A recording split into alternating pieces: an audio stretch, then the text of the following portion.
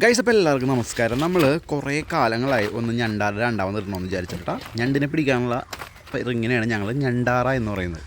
ഇന്നാണെങ്കിൽ അവധി ദിവസമാണ്. നമ്മുടെ വീടിന് തൊട്ടടുത്താണ് നമ്മൾ നീന്തൽ പഠിച്ച തോടും മറ്റു കാര്യങ്ങളൊക്കെ ഉണ്ട്. അപ്പോൾ നല്ല ഏറ്റം വരുവാണ്. അപ്പോൾ ഒരുപാട് കുഞ്ഞു ഞണ്ട് ഇറങ്ങിയിട്ടുണ്ട്. അപ്പോൾ അതിനെ പിടിക്കാമെന്ന് വിചാരിക്കണം. അപ്പോൾ ഇതിപ്പോൾ ചെമ്മീൻ്റെ തല കെട്ടി കിഴിയാവ് വെച്ചേക്കണേണ്ട. പിന്നെ ഒരു കൂരിത്തലയുണ്ട്, നോക്കാം തോന്നും. ഈ ചെമ്മീൻ്റെ തലയ്ക്ക് ഭയങ്കര സ്മെല്ലായിരിക്കും. അപ്പോൾ അങ്ങനെ ഈ സാധനം ഓടിക്കയറുമെന്നാണ് പറയാം. വലിയ എക്സ്പെർട്സൊക്കെ പറഞ്ഞേട്ടാ. കഴിഞ്ഞ പ്രാവശ്യം കിട്ടപ്പാ തിരക്കൊന്നും ഇല്ലാത്തതുകൊണ്ട് സൈഡിലൊന്നും ചെയ്യാൻ പറ്റില്ല. ഇത് റോഡാണ്. മുന്നേ നമ്മളെ ഇവിടെ കുളിച്ചിരുന്ന കടവായിരുന്നട്ടാ. അങ്ങനെയാണ് കുറേ വർഷങ്ങൾക്ക് മുമ്പ് ഇവിടെ പാലം വന്നത്. അങ്ങനെ ഞങ്ങൾ കുളിയും മുടങ്ങി. എന്നാലും റോഡൊക്കെ സെറ്റപ്പായി. നമുക്ക് പഴങ്ങാടൊക്കെ പോകാനായിട്ട് നല്ല എളുപ്പമായി. അപ്പോൾ സെറ്റാണട്ടെ. ഇര കിട്ടിയിരുന്നു കേട്ടോ. ഇരയെന്ന് വെച്ചിട്ടുണ്ടെങ്കിൽ ഒരു നമ്മുടെ കൂരിയും പിന്നെ ഒരു ഇതാണ് ചെമ്മീൻ്റെ തല കിഴിയിട്ട് വെച്ചിട്ടുണ്ട് കേട്ടോ. ഒരു ഇത് വേണ്ട നേരെ നമ്മുടെ ഇപ്പോൾ പുറത്തേക്ക് കിട്ടണം. അത്യാവശ്യം പേറ്റം കയറിക്കൊണ്ടിരിക്കുകയാണ്.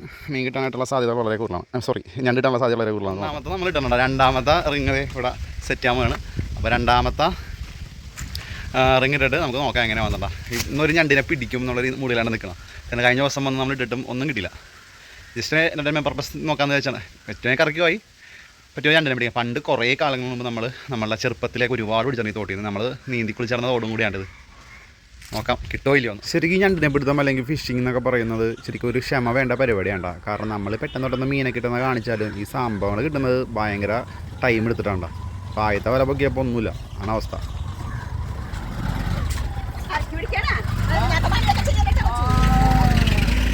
ഇതൊരു വഴിയാണ്ട് തന്നെ ഒരുപാട് പേര് ഇതുവരെ കടന്നു പോകട്ടെ. അപ്പോൾ അതെൻ്റെ അച്ഛൻ്റെ ഫ്രണ്ടാണ്. അപ്പോൾ പുള്ളിക്കാരത്തിനെ ഒന്ന് കളിയാക്കിയിട്ടാണ് പോയത്.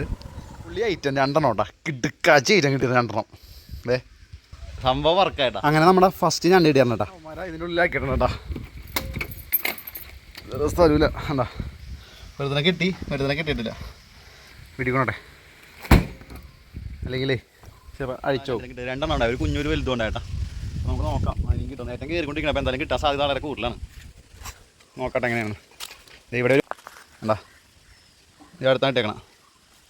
അപ്പോൾ എന്തായാലും ഞണ്ടിനൊക്കെ കുറേ കാലത്തിന് ശേഷം പിടിച്ചപ്പോൾ ഭയങ്കര സന്തോഷം. ഞണ്ട് കിട്ടില്ല എന്നുള്ള ഒരു പരാതി മാറി. കഴിഞ്ഞ ഞായറാഴ്ചയാണെന്ന് തോന്നുന്നു. കുറേ കിടന്ന് ട്രൈ ചെയ്തിട്ടൊന്നും കിട്ടിയില്ല. അങ്ങനെ നമുക്ക് വീണ്ടും ഒരു ഞണ്ടിനെ കിട്ടിയിട്ടാ. നമുക്ക് ഈ കിട്ടുന്ന ഞണ്ടലൊക്കെ ഈ ഒരു സൈസാണ്. പിന്നെ ഇതിനെ ചുമലക്കാലൻ അല്ലെങ്കിൽ കമ്മട്ടിക്കാലൻ എന്നാണ് പറയണത്. ഈ ഒരു ചുമലക്കാലൻ ഞണ്ട് പ്രത്യേകിച്ച് ഭയങ്കര അഗ്രസീവാണ്. ഇത് ചാരത്തിൽ പോയിട്ടാണ് ആ കളർ. ഈ ചുമപ്പക്കാലനല്ലേ കമ്മട്ടിക്കാലൻ എന്ന് പറയും. ഇപ്പോൾ ചാരമായിട്ടാണ്. ഇതിപ്പോൾ നല്ല കടിക്കോട്ടെ മലന്ന് കടിക്കും. അതിനൊരു പവർ ഉണ്ടെങ്കിൽ ഈ ഞണ്ടിന്. പച്ചാണ്ട് പിന്നെ അത്രയും വരില്ല. ചെക്കൊരു 2:50 തുടങ്ങിയാണ്ട് ഇപ്പോൾ ഒരു 4 മണി ഒക്കെ കഴിഞ്ഞു.